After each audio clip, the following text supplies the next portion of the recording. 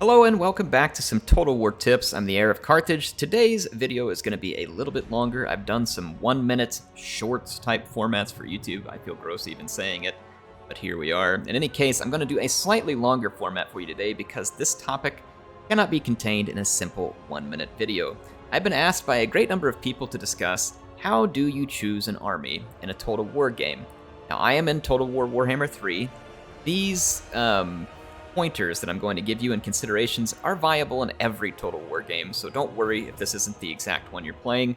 So I'm going to cover what it is you need to know to pick an effective army for the situation you're coming up against. So there are 3 key factors when it comes to picking an effective army in Total War. Who is your enemy? What is the purpose of your army?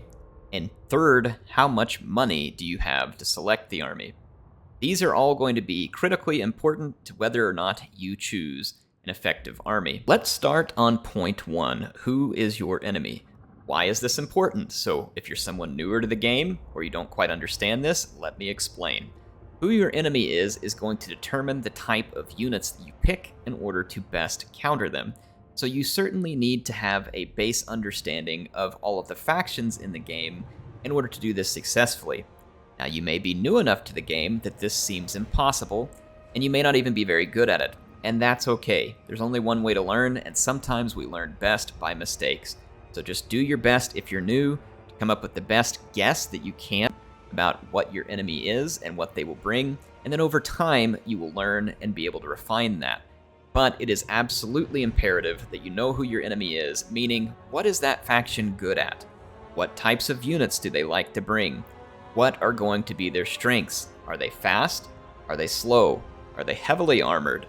Are they non-armored? Do they use a lot of magic? Do they use a lot of range? All of these will be questions that need to go through your mind as you determine who is your enemy. The next piece I want to discuss, as mentioned, is what is the purpose of your army. Once you've thought about who your enemy is and what it's likely that they're going to bring, then you need to pick a purpose for your army and then determine how you're going to accomplish that purpose. Let's use an example here. Let's say that I'm playing as Cathay, and I'm going to be coming up against Khorne. Khorne uses a lot of heavily armored infantry that are relatively slow-moving and well-shielded. So I would need an army that can handle heavily armored infantry with heavy shields. And when I go look at my options, Peasant Spears, for instance, would be a poor pick because they do not possess good anti-infantry qualities, nor do they possess any armor-piercing capability. So if I were picking Peasant Spears for going up against Khorne, it certainly wouldn't be to oppose the heavily armored and shielded infantry of Khorne. What about when it comes to missiles? Maybe I would rather pick a missile that deals more armor-piercing damage, say like a Crane Gunner, which is specifically armor-piercing, and even has a shield-breaking capability. Or would I pick a crossbow, which does not have any shield-breaking capability, could be blocked, and does not have any armor-piercing capability? So these are things to consider as you're picking units when I say, what is the purpose of your army? How are you going to tackle that? So let's say that in a hypothetical here, I was going to take on a heavily armored infantry line of Khorne. I may just want some infantry for myself who are good at holding the line. So I put these Jade Warriors out here because they have decent melee defense, and they'll sit there and hold the line for a moment. I know that none of my infantry as Cathay is going to be able to directly cut down Khorne infantry effectively, so I'm going to need units that will help me with that. I can immediately think and know that one of the best things against groups of infantry is a fire rain rocket. I could pick this. This will certainly help take care of groups of shielded and armored infantry. There are other options that I could choose as well, like Iron Hail Gunners who are effective against armor. They would need to be used from the flank, of course. Crane Gunners were just mentioned. So I would pick a holding component, and then I would pick an armor-piercing component. I may even pick a single entity like this Terracotta Sentinel to help me do some extra damage against armor.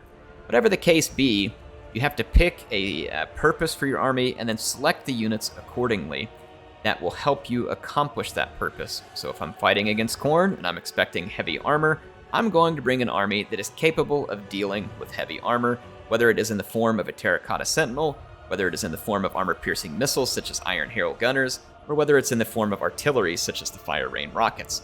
Maybe it's a combination of all, and maybe it has something to do with the magic coming from another character. In any case, You know the purpose of your army, and you prepared accordingly. Third and finally, how much money do you have?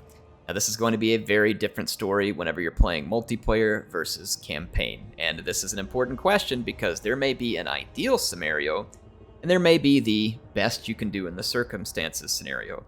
And the best you can do in those circumstances is usually going to be your multiplayer or early campaign, meaning money is not unlimited. So you have to do the best you can given the funds you have. Now, crane gunners are excellent at dealing with lots of armor from range, but they are also supremely expensive. And if you pick too many of them, you will not have enough money left to protect the rest of your army or to have anything left over for other units. So while crane gunners may be an ideal pick against our previous discussion, which was armored infantry from Khorne, you may not be able to go overboard on them and get tons of them. You may need to combine some strategies and rely on multiple different ways to get the job done. So that is a consideration. If you are playing late campaign and you have a ton of funds, well, guess what? Go ham and pick whatever you want that best accomplishes your purpose. There's a big difference between campaign and multiplayer, and that's part of what makes multiplayer so challenging, aside from the fact that you're up against another human being and not a poorly written AI. So there you go, folks. Just to recap, the 3 things to keep in mind when you are picking an army is who is your enemy, what is the purpose of your army, and how much funds do you have to spend on your army. Once you start to balance those 3 things, and I promise you it will take practice and time, and I'm going to warn you now, it is not something that is easy. Some of the best players in this game are the best because they are so good at this.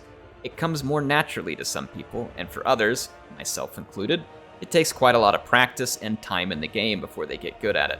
This is something that will definitely make you a better Total War player. I hope this was helpful. Let me know down in the comments if you want to know anything else. HeirofCarthage, signing out for now.